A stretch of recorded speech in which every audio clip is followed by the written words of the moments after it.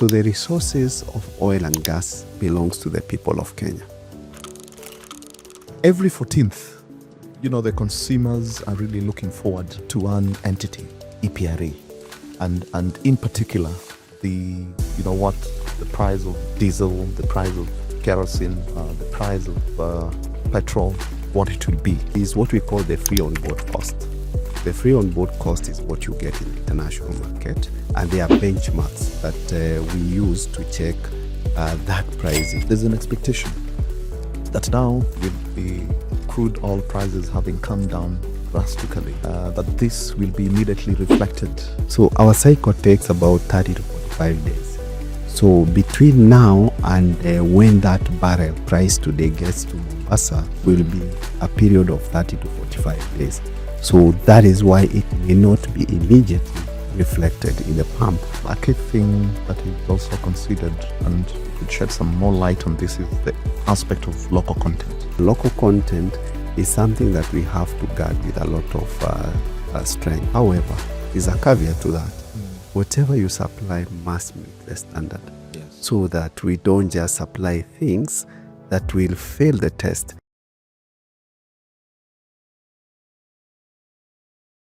Good morning, everyone. My name is Norman Mudibo, the host of the podcast series Energy Matters by the Energy and Petroleum Regulatory Authority. We're glad that you can join us to just educate you around matters petroleum sector. There's been lots of questions, and today we have the guy who knows everything and anything around petroleum. So the questions around fuel prices, around how EPRA computes what goes into the fuel pump prices, he's here to really unpack everything. Welcome, Engineer Edward Kinyua, the Director of Petroleum and Gas at the Energy and Petroleum Regulatory Authority. Thank you, Norman. My name is Engineer Edward Kinyua. I'm the Director in charge of Petroleum and Gas at the Energy and Petroleum Regulatory Authority. We do regulate technical and economic aspects of the energy sector and the petroleum sector. When we talk about the technical aspect of the aspect of regulation, we're looking at the aspect of issuance of licenses for all undertakings in the energy sector and the petroleum sectors. And the reason why we issue licenses is because we need to oversight on the activities in the sector for purposes of safety and also for consumer protection. Consumer protection comes in many forms, in terms of the price, in terms of the quality of products, and also in terms of reliability and availability. So those are key aspects that we look at when we are looking at the aspect of technical regulation.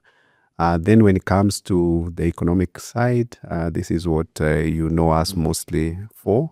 We do compute tariffs for power, and then we also do compute pump prices every 14th of the month, which are effectively the 15th of the month.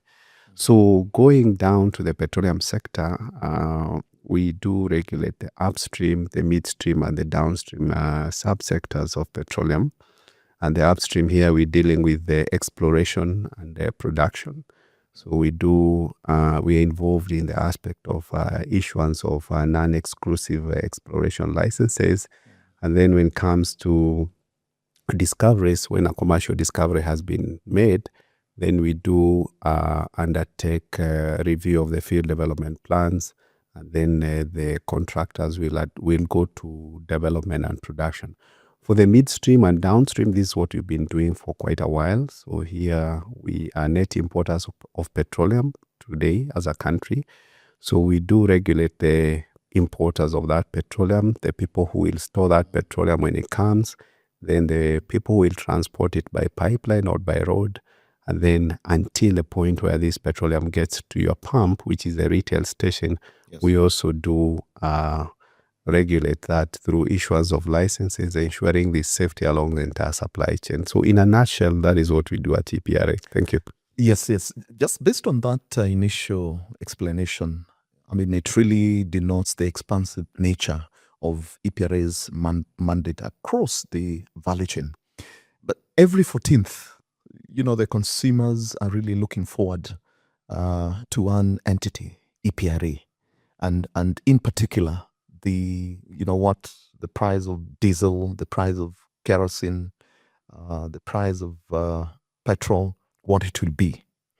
How does EPRA go about this? How do you calculate? What is it that you consider when you're doing your computation and therefore arriving at the applicable price structure across this petroleum products? So we do have first the basis of why we do pricing. Well, we have the statutes that establish EPRA. We have the Energy Act, Cap 314. Previously, we had the Energy Act 2006, which basically established us as EPRA. So within these statutes, then we also have the Petroleum Act, Cap 308. Within these statutes, we are empowered to make regulations and recommend those regulations to the minister, or now we call them the cabinet secretary. Previously, they were called ministers. So amongst the regulations that we are empowered to come up with is the one to determine prices of petroleum products, which basically we refer to as pump prices. So the process started in 2010, and there's a history to it, because in 2008 we had the financial crisis. And then the barrel cost went to $147, which was one of the highest prices that had been recorded in decades.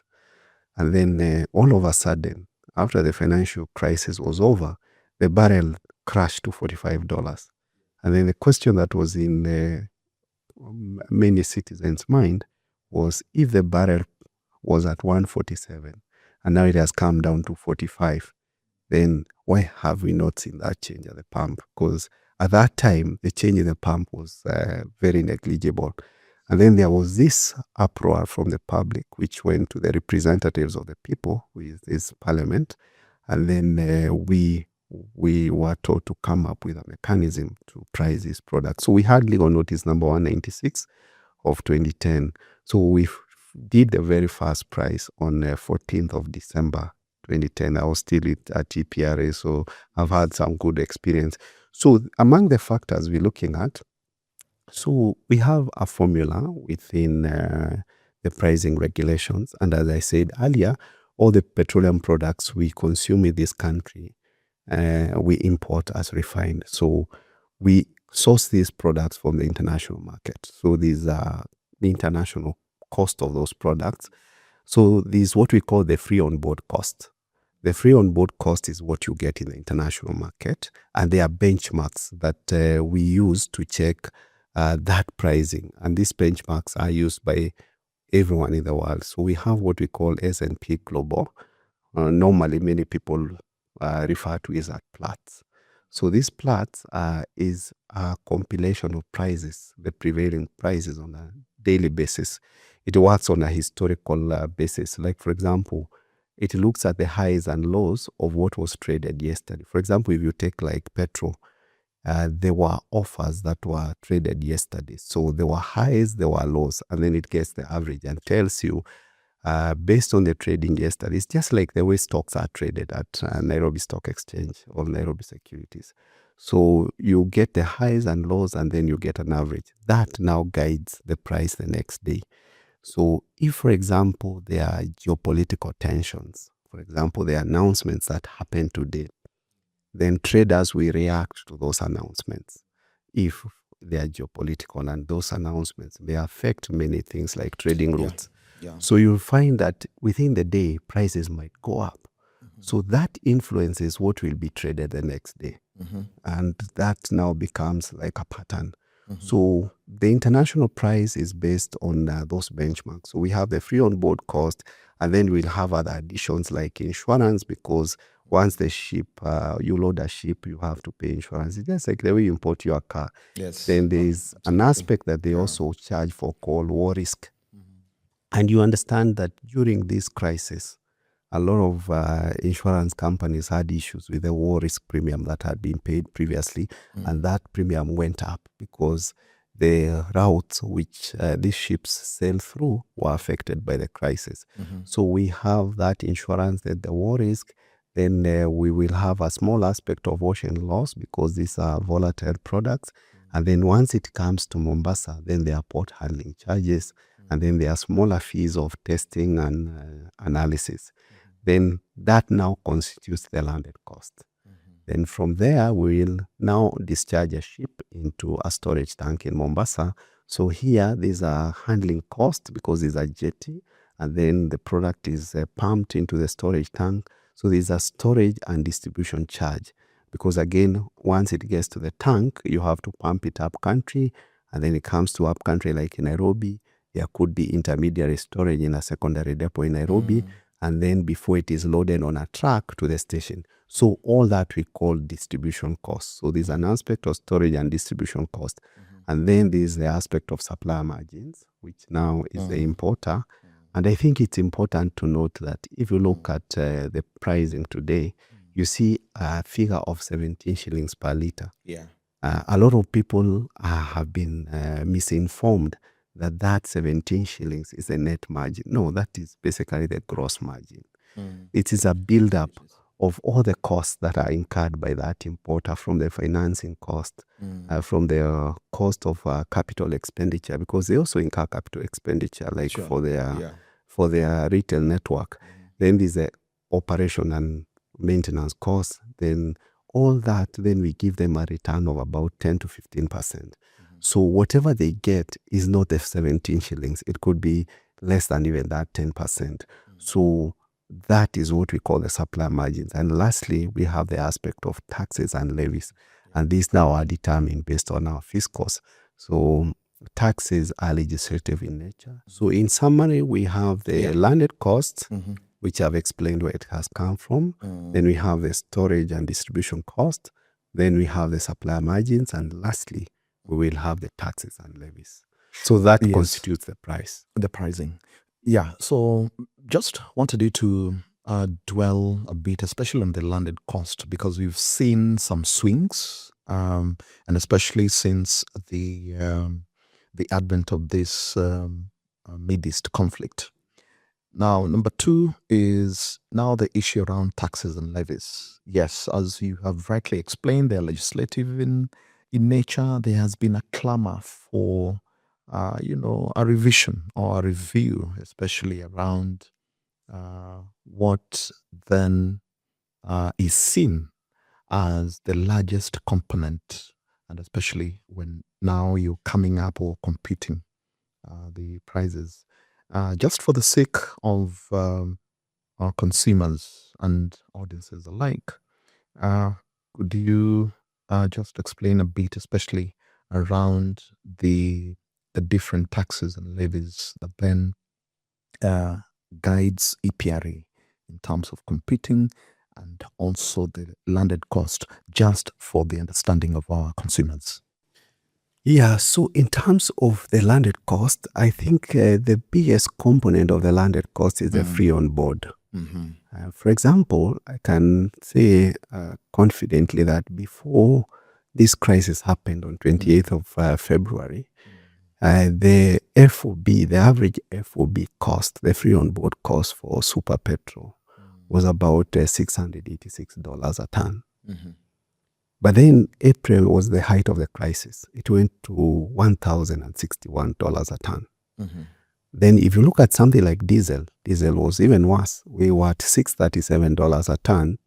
Then we went to $1,383 a ton. Yeah. Then if you look at something like Jet 1, just for consumers to know that what you use to light your kerosene lamps is normally produced in the refinery as Jet 1. If you go to the international market and ask for kerosene, people will look at you and ask, what are you looking for? Yeah, so we produce it at Jet 1. The specifications are the same. It's the same product that the aircraft uses. It's only that when it lands here, part of it is dedicated to go to kerosene. But what is maintained as Jet 1 has to be, we have to take very serious care about it so that it does not get in contact with water or dust, because you can imagine if you have droplets of water and the plane is flying in the sky, the temperature there is minus 60 degrees. So that water will freeze, and it basically blocks the fuel lines. So we have to have special filtration system.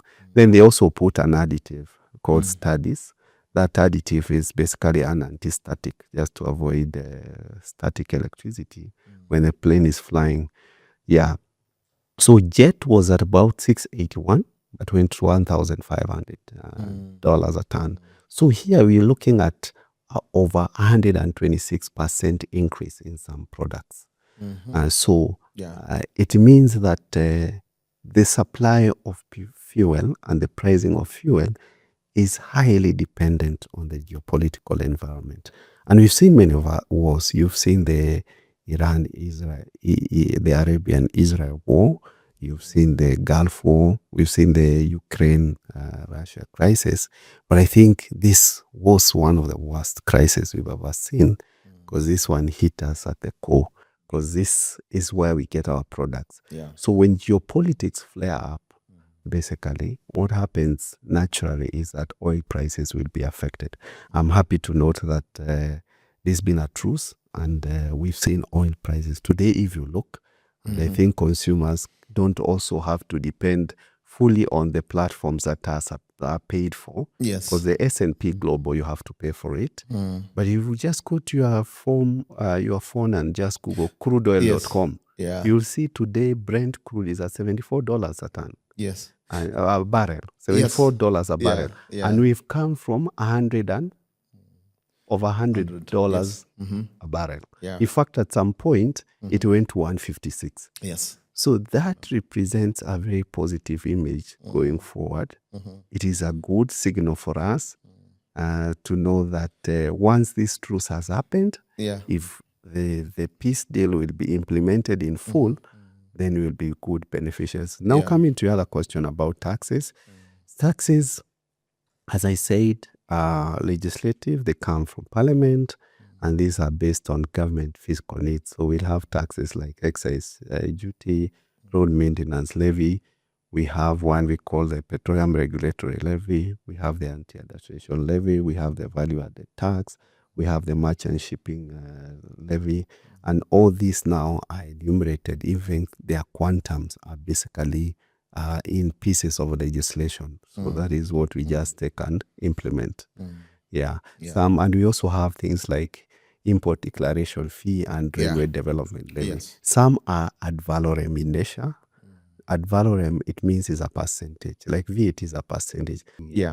So you've sort of preempted a question, but still we'll dive into the issue around consumer protection, and you've touched a bit, especially in terms of what the government is doing to really shield consumers from the global shocks, especially arising out of the conflicts that we see happening in the world.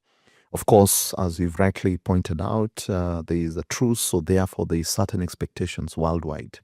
And in Kenya, locally, there's an expectation that now with the truce, and the hope is that it will hold water, there's an expectation that now with the crude oil prices having come down drastically, that this will be immediately reflected in the next price cycle. But of course, based on some of the things that have to be considered, that might not be the case. Probably, again, for the sake of our consumers to just understand, yes, there is this expectation, but it can't be an immediate one because there are certain factors, certain things that have to be considered. Maybe you could just shed some light on that. What happens is that yes, today the barrel, if you look at the platforms we have, like I've told guys to go to crudeoil.com. Crudeoilprices.com, you'll be able to see the prices today at $74 a barrel. But that is a price now in the international scene. But remember, that barrel has to go into a refining process. Then there's the logistics of ordering and the logistics of loading the vessel, the voyage and discharging here. So our cycle takes about 30 to 45 days. So between now and when that barrel price today gets to Mombasa will be a period of 30 to 45 days. So that is why it may not be immediately reflected in the pump, because whatever we have now were ordered 30 days before. So it means the prevailing prices, it's a cost recovery mechanism. So whatever you buy, it's just like any other business. Whatever you buy out there, you look at the cost of buying, and then that is what now you pass over to the buyer. So basically, it's the same model as it works. So once you see the barrel today has gone down by this much, give it 30 to 45 days, and then it starts reflecting at the pump. But then the fact that they have gone down, it's optimism for us to know that we are now through with the hardest period where prices were very high. It's the same thing like in February when the crisis broke, we didn't immediately increase the prices. Yeah, so I just want to revisit the consumer protection mandate, just for also the consumers to just understand, what is it that EPRA does, especially with all these things happening. What is it that EPRA considers even as it executes its mandate as per the law, and just to offer them the comfort that the decision-making process of EPRA, at the center of it all, is the consumer.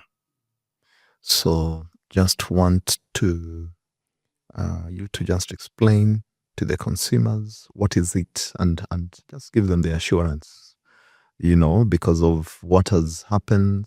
Sometimes you'd find in different forums or platforms, all manner of accusations, but again, also stemming from the fact that probably, they may not have,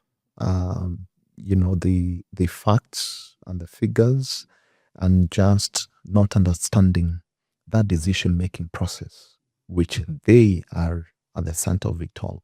Okay. So I'll start with the aspect of reliability of supply. And here I'm talking about availability of products, or in terms of what other people refer to as security of supply. So we've been working very hard, and through the government-to-government arrangement that we have with our international suppliers, to ensure that the market is fully served during this crisis period. You are aware that you've seen a lot of countries in our region, even our neighbors, some of them have gone through a season of shortages where people could not access product as is required. I don't remember a single time here that I saw queues of people looking for product. If it was there, it was just an intermittent shortage because of logistical issues. And I can assure the public that we've been working very hard.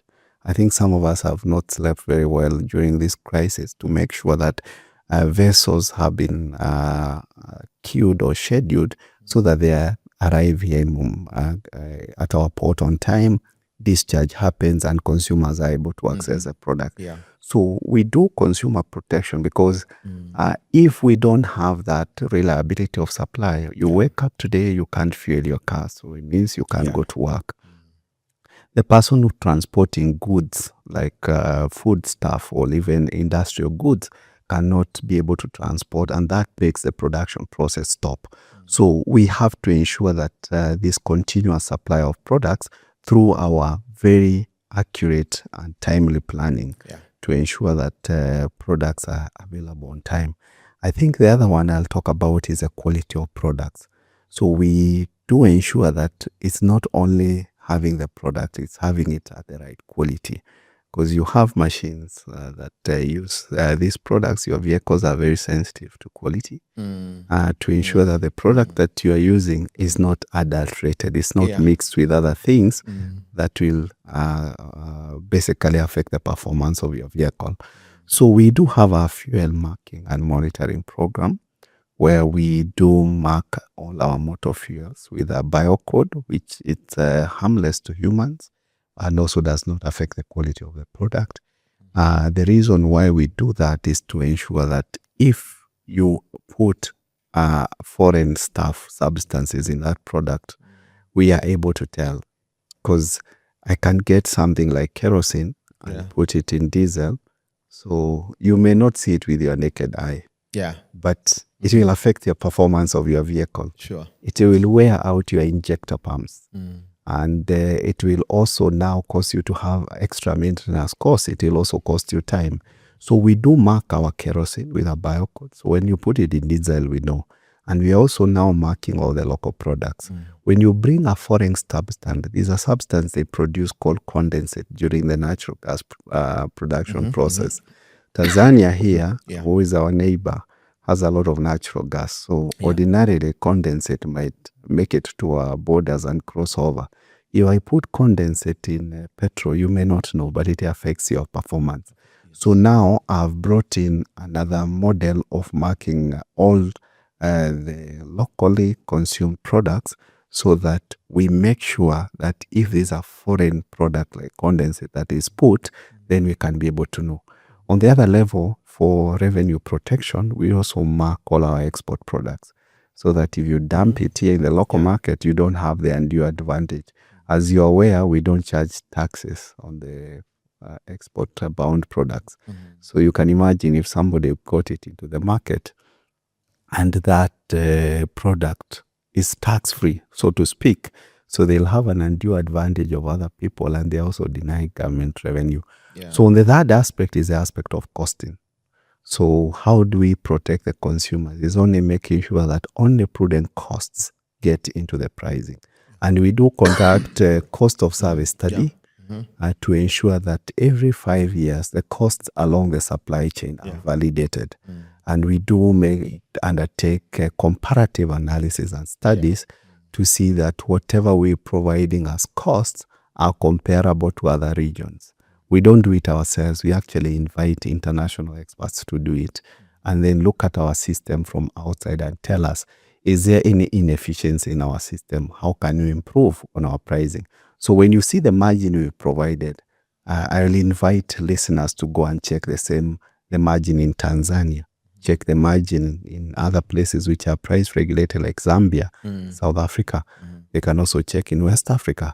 We do a comparative analysis to ensure that whatever we are seeing as costs in our region are not so high compared to the other regions.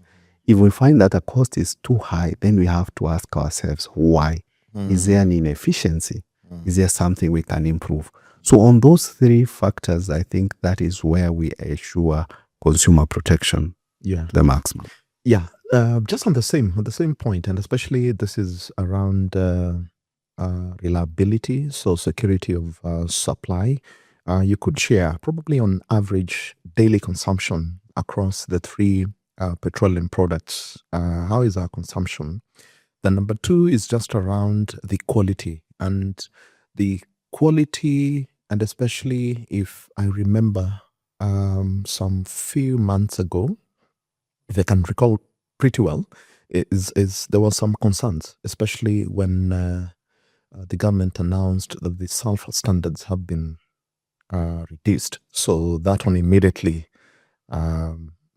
triggered some concerns from consumers, especially because the thing was, the interpretation was that we are reducing our quality standards to accommodate certain things. Maybe you could just clarify that. Yeah, based on our daily consumption, I can tell consumers that we're currently maintaining between 25 and 30 days stock cover days for the country, which is quite a very healthy stock level. And in fact, and we have internal or scheduled vessels.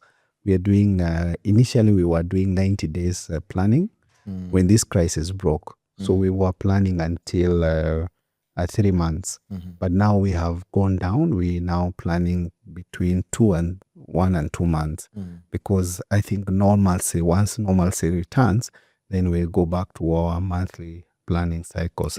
So we have enough cover, and I think consumers should not be worried. We've been through the worst period, which was between the period of April, May to me was the worst. Actually, prices were highest in April. So, and then this is a time where people were also suffering shortage in other places because the product was in scarcity. And as you know, even the US itself, for the last 9 weeks, they have released over 52 million barrels out of their strategic reserves, just to ensure that their people are well served, the security of supply. Yeah, so in terms of quality of products, we do have the East African standards. We have the one on petrol, which is KSES 158 of 2025. Then we have KSES 177 2025, which is a diesel standard. Well, for sulfur, because specifically that's what you've asked, sulfur is an undesirable component in fuels because it has various effects to the environment, and also sometimes it would affect the engine itself in one way or another if the sulfur level is too high. When I talk about environment, I'm talking about the emissions. When you combust it, so you know the result of combustion could be carbon dioxide, there could be some carbon monoxide, there could be nitrogen dioxide, there could be now sulfur dioxide if you have sulfur within the fuel. So that sulfur dioxide, when it goes out, it goes, of course, mixes with water vapor out here, and it may form what we call acid rain, which is also kind of corrosive. Now, when you also combust very high sulfur within your vehicle, then you may have a bit of sulfur being mixed with the product of water vapor within that combustion process, and it may also cause a bit of wear and tear here and there. So that is why the world has been going towards low and lower sulfur. But not to say that sulfur itself is also a good component when it comes to lubricity. You see, the lubrication of the fuel during the combustion process. So, and that's why you've seen that the sulfur of Jet 1 is still at about over 1,500 parts per million. And nobody has been able to get the courage to lower it, because you don't know what would happen to the jet engine if you went lower and lower. So for the diesel engine, studies have been done over time. Prior to 2015, we were at 500 parts per million. Yeah, then of course, because of the way the world is going and the improvements thereof, just to ensure that we also protect our environment, we went to 50 parts per million in 2015 January. Then last year, August, there was even a more stringent requirement that came in, and we went to 10 parts per million. So we've been using 50 parts per million for the last 11 years. We only changed it, actually 10 years. We only changed it in last August. Then, of course, this crisis broke. And then we started diversifying our source markets, our source points. You know, the Strait of Hormuz is a passage that hosts about 20% of the world demand every day. And our G2G suppliers do load a lot from they do pass their vessels through the Strait of Hormuz, because we are loading from ports like Jebel Ali, we're loading from Ruwais. So those vessels, once they load, they have to pass through that choke point. Now, because of the impassable environment around the strait during this crisis, so they had to look for other markets. So they went to Europe. So some of the products we were getting here were coming from India and also coming from Europe. Like their vessels we've been loading in Antwerp, Belgium. So the sulfur level in some of these countries is still at 50 parts per million. And that's why we had to make a decision as government on whether to be able to relax it a bit and then go back when things normalize. Because if we just changed last year, we had actually not fully transitioned, because always there's a transition period that will happen between a new standard and when the actual thing is implemented. So that is why that decision was made. We go back to 50, but so that we can be able to get this product from these other markets. Yes. Yeah. It's not unique to Kenya. Mhm. Australia was also at 10 parts per million. They just transitioned, I think, January this year, if I'm not wrong. But then they also made a strategic decision.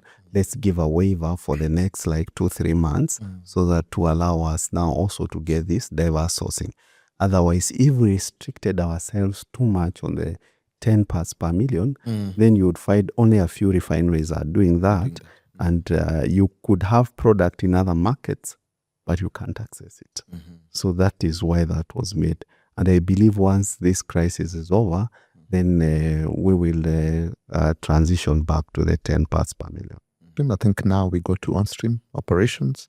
And here I have in particular what some view as having taken such a long time. And this is around finding oil in Turkana. But there are now renewed efforts to ensure that that becomes a reality. Probably could just tell us where we at, and especially after the field development plan, the review of that. So at what stage are we, and how soon are we going to really get some results out of that oil exploration in Turkana? So oil forms in what we call basins. Basins, this is where we have a collection of organic matter, and that matter is compressed over a period of time. Then within that basin is something we call a source rock. So special bacteria that will anaerobically decompose that matter. Then with time, it changes to that thing we call oil. So there are components of an oil system. So first, there must be a basin, there must be a source rock, then there must be a cap rock where that oil now comes and is trapped.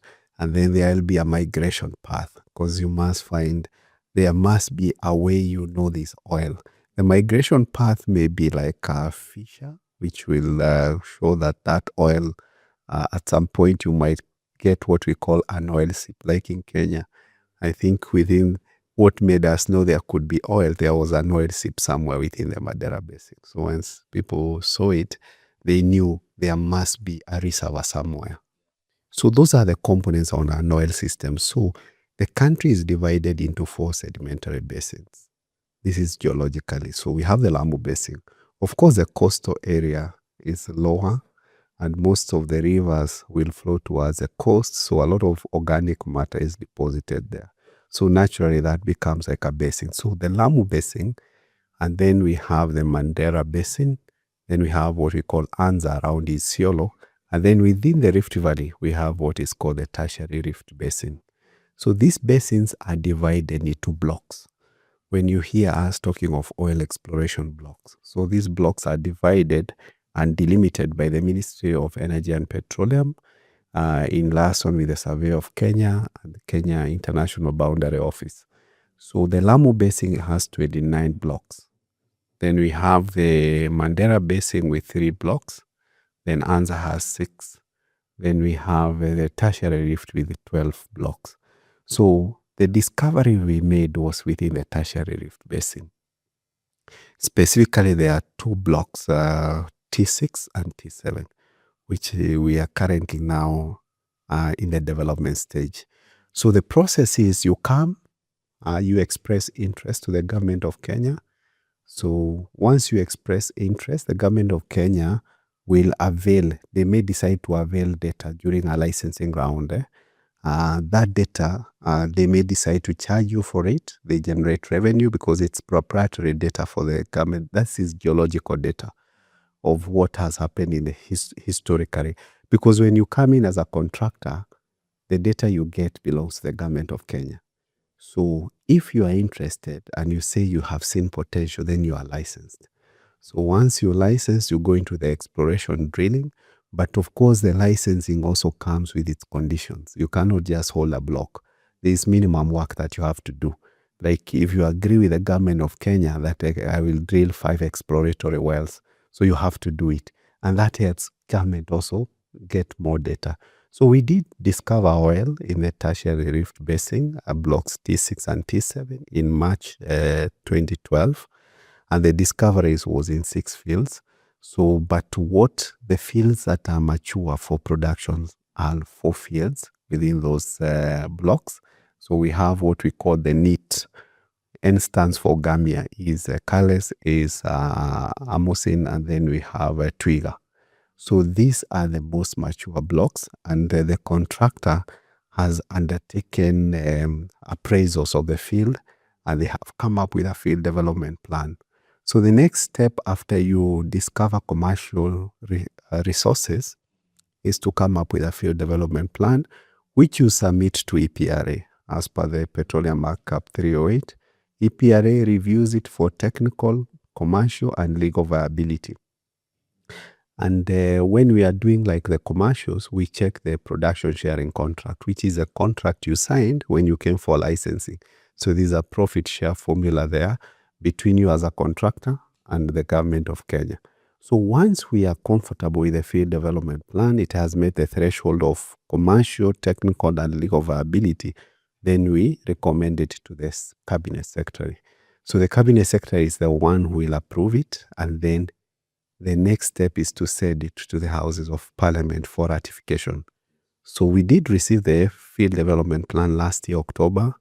We looked at it, and after we were convinced, we wrote an advisory to the minister, the cabinet secretary. The cabinet secretary approved it by November. Then it was sent to the Houses of Parliament, and you're all aware that there's a ratification that happened by February this year. So once ratification is done, the contractor now can continue with the development with the aim of doing production.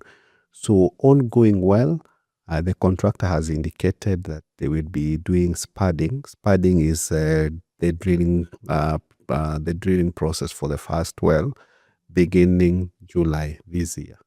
And then we expect first oil to flow by December this year. Yeah, so the production will be in 2 phases.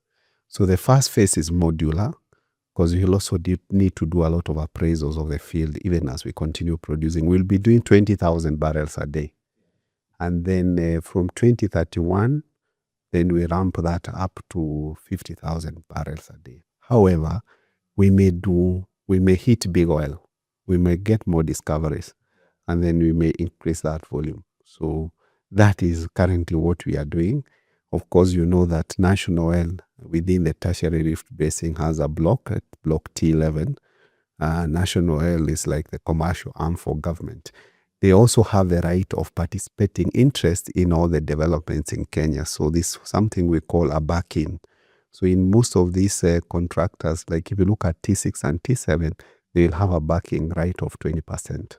So government may opt also to participate in that development through National Oil. So government will get its revenues from the profit oil share, from the taxes and levies, from any royalties or bonuses, but it may also get a commercial share when it participates through National Oil. And all these things have been looked at in the commerciality of the field development plan. So that's where we are at the moment. Okay. Yeah. So just for the last one around that, a key thing that is also considered, and you could shed some more light on this, is the aspect of local content. Yeah. So how is that being handled? Yeah, local content is a whole chapter in the Petroleum Act Cap 308, and we have just developed regulations around local content. And here we are looking at supply of goods, supply of services, so that once the contractor comes in, contractor comes with technology. The oil resources, I'm very careful not to use the word reserve. I keep on struggling because if I say reserve, it means we have already proven them. So the resources of oil and gas belongs to the people of Kenya. So the contractor comes and they sign a production sharing contract with the government on behalf of the people of Kenya. So the contractor comes with technology, they come with finances, which we don't have. And that's why we have a production sharing contract, whereby we tell the contractor that out of all the spend you'll make to the field in terms of capex, in terms of opex, Then this is a cost recovery we allow you. Then what remains, we profit share. We profit share 50-50, whatever has been negotiated. Now, that is the way these production models work. Now, we ask ourselves, is there any other way we can make maximum benefit out of that oil? Is through local content. And local content is something that we have to guard with a lot of strength. And we've seen other jurisdictions like Uganda. We've seen West Africa. They have very strong local content laws. And that is where we have also used as a basis of making the current local content regulations, so that we ask ourselves, if there are professionals like geologists who are training in our universities, where can these geologists work? They cannot do their accounting work. Their work is geology, going to the fields, isn't it? So we have to ensure that the contractor who is there has a place for them, for internship, for jobs. So we have to ask ourselves, out of all these expatriates who are coming, are there jobs we can ring fence and say these are for the locals? Out of these contractors who are coming, are there things we can tell them? You cannot source water from the UK. You have to source it locally. However, there's a caveat to that. Whatever you supply must meet the standard. So that we don't just supply things that will fail the test. For example, if they want lifting equipment, they have their own checks that they check. Because it is expensive. Imagine lifting something which is expensive, and then there's a snap of the lifting equipment. You incur a lot of money for replacement, money and time, because they have to get that equipment again from abroad. So we, even as the locals, even as we gear towards having those services supplied to these companies, please ensure that you meet the highest standard which are required for this industry. This is a safety industry. This is an industry we cannot negotiate. I'll just remind you as we finish, the Macondo disaster in the Gulf of Mexico. It was caused by a simple thing called blowout preventer. It failed. So who knows if the quality was right or if it was done in the right way. We couldn't have all that disaster, oil spilling in the oceans for all those months. So that is why the industry has to tell you, if it is not this quality, I will not take, because these are cost to me. And some costs are expensive. Thank you. So lastly, as we wrap this up, there have been all these myths, misconceptions, especially around, how EPRA sets prices. I know, yes, you've explained, but still, there is still pockets and, doubting Thomases, who may not really understand, or may not really have the patience of understanding that this is the process. These are the components. This is what, this is a process guided by the law. And therefore, EPRA is bound to follow that process and to do the computation. But still, you'll get pockets here and there saying, why does fuel prices, when they go up, they go up. When it is time to reduce, there is some hesitancy. What would you tell such? I think, Norman, I will now offer the consumer this period to test us. Because we know oil prices are coming off, isn't it? And I think the good deal is there. The formula we work on is scientific. It's a formula, if I give you and I tell you these are the cargoes we've imported, you will calculate it and tell me the price. So maybe what I need to do much more is education. And try to demystify. To be honest, matters oil are a bit complex. Because even as we took time to understand. But I think what we need to do is just to come out and explain in more finer detail how the pricing is done. Because it is a transparent process. I've told you about the cost of service study. The study is public. You can be able to check. Sometime we had even actually posted it on our website. So it is a public document. So the pricing regulation is a public document. The components are there. Sometimes we are called to Parliament and we are told, lay bare, we want to see those things you call cargoes. And we show them the bill. So I think it's an issue of trying to demystify. But what I can assure the consumer, there's nothing hidden. It's open book, and whoever is interested, we have the patience. We'll tell you point by point how all these components come about. Sure. It's not as easy as you may think. It is something that you need to take time to digest, then ask questions. But it is a formula I can give you, and I tell you I need the price. Yeah. And you give me the price, I do mine, and we compare. We say we at par. Yeah. Thank you so much, viewers and listeners. We've been having a conversation with the Director of Petroleum and Gas, Engineer Edward Kinyua. You've heard from him, from me, Norman Mudibo. Asante sana, and you can be able to really access this recording on our YouTube channel and other official channels for EPRA. Asante sana.